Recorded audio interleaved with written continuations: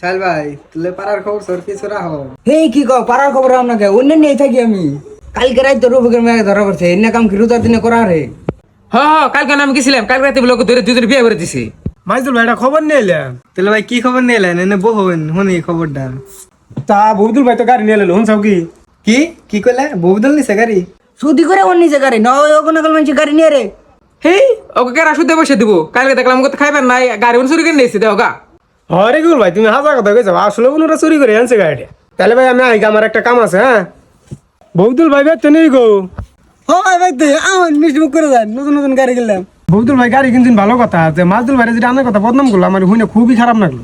তা ভাই কি বদনাম করলো কোনছি দিহি সামনে বলে গাড়ি চুরি করে আনছুন না গেলো ওরা।